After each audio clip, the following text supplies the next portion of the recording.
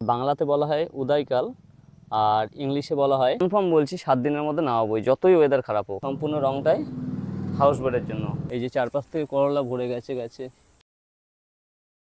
Hello বন্ধুরা, তো বাজার থেকে ফিরে গেছি, আর বাজার গিয়ে রেস্কিউ হয়েছে একটা স্নেক, অতি অবশ্যই দেখাবো পরে। এবং কিছু সবজি হয়েছে, সেগুলো তুলবো। লঙ্কা গাছ, কয়েকদিনের মধ্যে এই লঙ্কার চারাগুলো বড় জায়গায় শিফট করে দেবো। ঝিঙে গাছের রেজাল্ট একদম ভালো না, একটা ঝিঙে ধরেছিল, সেই ঝিঙেটাও হচ্ছে খারাপ হয়ে যাচ্ছে। এই যে দেখুন, হলুদ টাইপের হয়ে এসছে। এবং বরবটি পেকে গেছে, বরবটিগুলো সবার আগে পেরে নেব। এই যে দেখুন বরবটি। এবং করলা, প্রচুর করলা হয়েছে দেখুন। এই যে চারপাশ থেকে করলা ভরে গেছে, অনেক আছে আরও ভেতরে। আগে বরবটিগুলো তুলে নিই।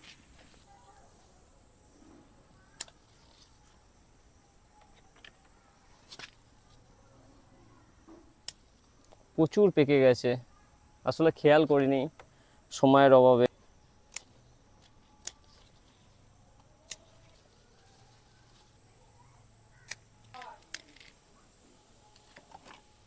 তো আজকে আর বরবটি পারবো না, অনেক হয়ে গেছে আজকে বরবটি।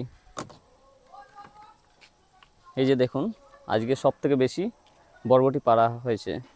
তো এরপরে নিচে যাব, নৌকার জন্য রং আনা হয়েছে, সেগুলো দেখাবো। তারপরে নৌকার কাছে যাব এবং সাপটাকেও রিলিজ করব, এর সম্বন্ধে জানাবো।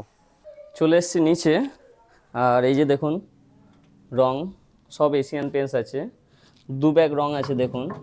আর সম্পূর্ণ রংটাই হাউস বোটের জন্য। তো এবার যাবো একদম হাউস বোটের কাছে। চলে এসেছি হাউস বোটের কাছে, এবং আজকে লাস্ট ফাইনাল আলকাতরার কাজ হচ্ছে।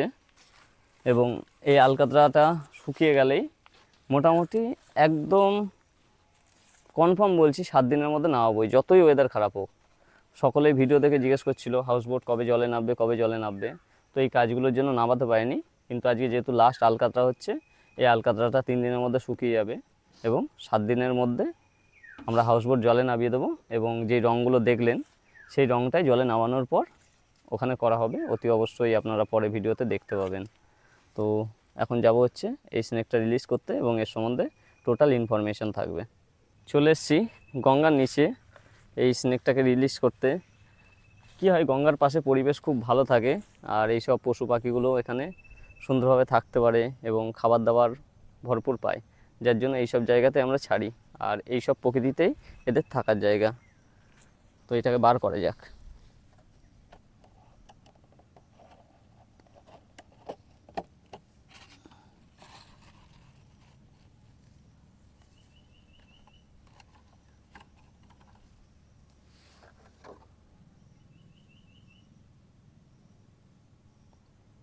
বন্ধুরা, এটার নাম হচ্ছে উদয়কাল, মানে বাংলাতে বলা হয় উদয়কাল, আর ইংলিশে বলা হয় ব্যান্ডেড কুকরি স্নেক। এবং এই সাপটা চেনার উপায় হচ্ছে, এই যে দেখুন, এই যে মাথার ওপরে একদম একটা 3 কোণা ডিজাইন আছে। এই যে দেখুন, এই যে মাথার 3 কোণা ডিজাইন, এই ডিজাইনের জন্যই চেনা যায় ব্যান্ডেড কুকরি স্নেক।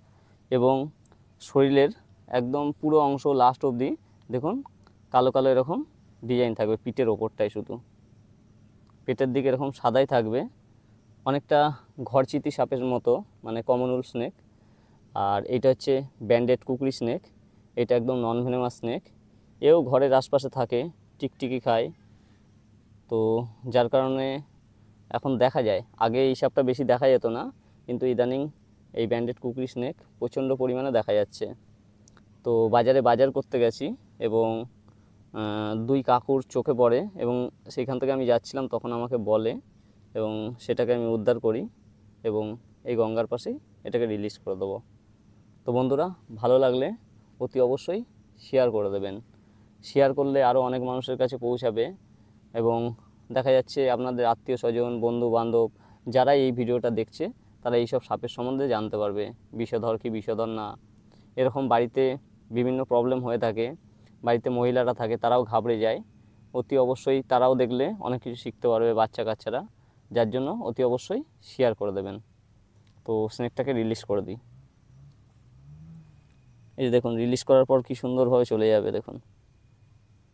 এই যে দেখুন, এই যে দেখুন এবার স্পিড বেড়ে গেল, এই যে এই যে দেখুন চলে যাচ্ছে। তো ওর মতো ও প্রকৃতিতে বাঁচুক। তো বন্ধুরা দেখা হবে পরের ভিডিওতে, সকলে ভালো থাকবেন, সুস্থ থাকবেন।